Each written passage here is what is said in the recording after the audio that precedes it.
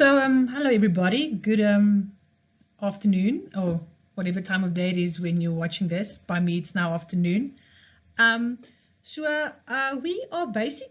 We've done most of the portrait. We only have these three, as you can see, sub-units left: child portraits, group portraits, and portraits of the other, so-called. I decided to condense these into one slideshow, as you can see. And just touch upon the most important part. Everything is important, of course, but just to give you a proper overview, just to summarize what we have done so far. For the portrait, you had to read two articles. The first was Belting Toward an Anthropology of the Image. I think perhaps the most important elements: number one, to remember our bodies are like a living medium. We create images ourselves, and we are also image carriers.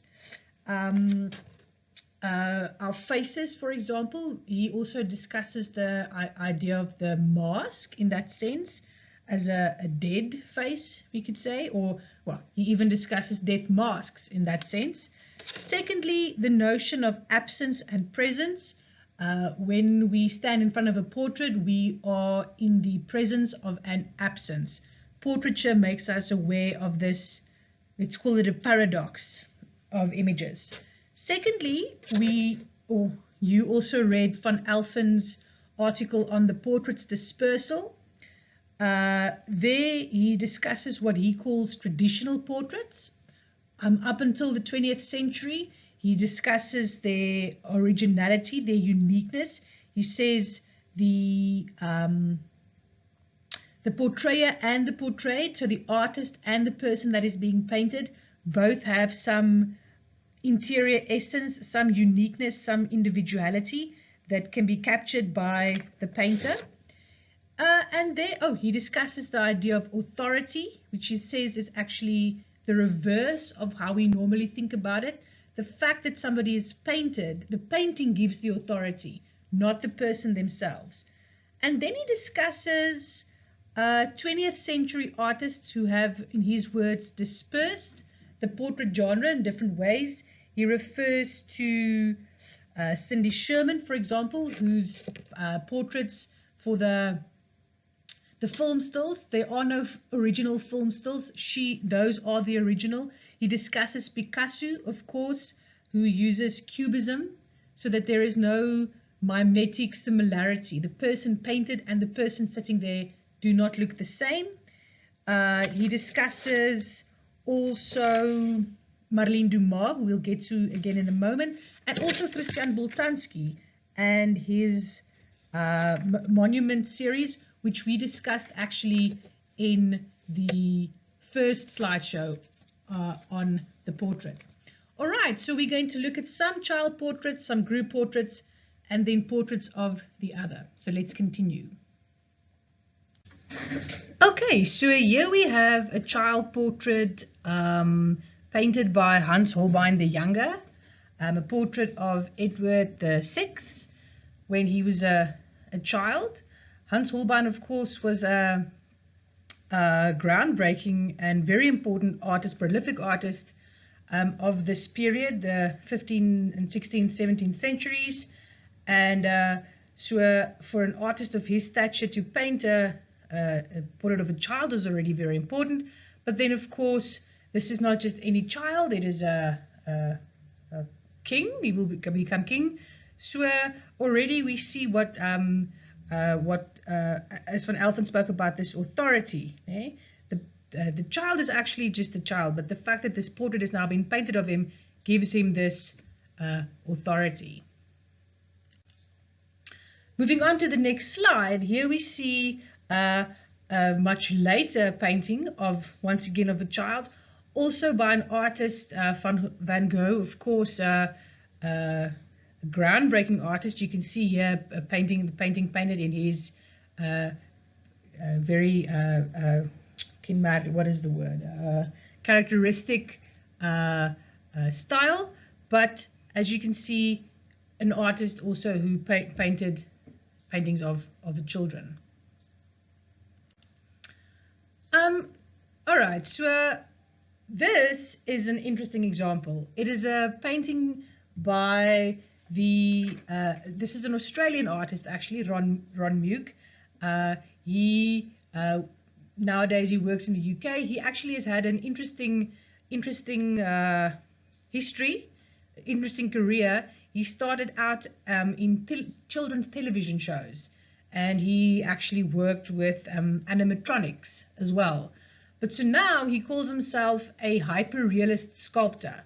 His aim is to produce sculptures that are realistic, that seem perfect from every angle, that seem correct, to reproduce faithfully all the different minute details of the human body. And the fact that they're so large like this actually also serves to disconcert and to discomfort us as spectators. Speaking of these small minute details that he includes, here we can see the umbilical cord, these sort of colorations here on the skin, even here on the forehead, these small little details that he includes blown up to this ginormous scale aims to make us feel a little discomforted and uncomfortable as we walk around this too big baby. Okay, this is another very interesting example, a painting by Marlene Dumas called The Painter. This is actually her daughter, the artist's daughter. You can read there in the slide notes. Her name is Helena, and Marlene Dumas painted this painting when Helena was about 5 or 6. We can see that she is the painter. Here we can see her hands are blue and red from the paint that she's been using, although the expression on her face is not exactly that of a happy child. And as you can read there, and if you research Marlene Dumas, what she says about this is actually that she is questioning those gender roles that we've already spoken about when we spoke about the nude figure, the role of artist and model, which is normally the artist is the male and the model is the female. But so here we have the girl, who's a woman or a female, she is the artist and she's the model. So here Marlene Dumas also plays with those questions as she paints a painting of a child. The next slide, also by Marlene Dumas, called The First People, and you can actually go and listen to that clip. It's a video or a sound clip actually of Marlene Dumas speaking about this artwork. Something interesting that I've read separately is how normally we are used to seeing babies in a horizontal position. We carry them, we sing them lullabies in our arms. They're lying in bed, they're horizontal. But here we see them vertically, and that disconcerts us. We're not used to seeing babies upright. It feels wrong, which is why this painting often also sits uncomfortably with people.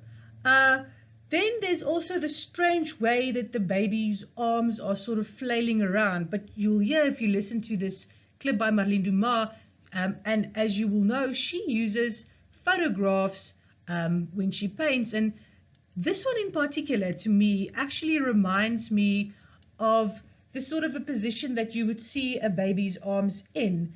And almost, although creepy and disconcerting, it is actually a true representation of toddlers, this painting.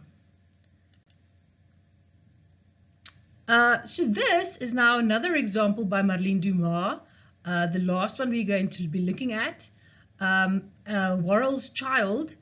Here we now have a baby in that sort of the position that we're more used to seeing them in, this horizontal position. Although also a strange looking baby, the face in particular disconcerting in a painting painted in Marlene Dumas' typical style. The blue wash that she's used here, sort of almost a, oh, I don't want to say monochrome because it's not, but well, sort of a one-colored painting, if you can understand what I'm saying. So what these have shown you, this is just a small little sampler really of paintings of children by numerous artists. It's a legitimate genre and one that can be explored. Okay guys, enjoy the rest of your day. Bye.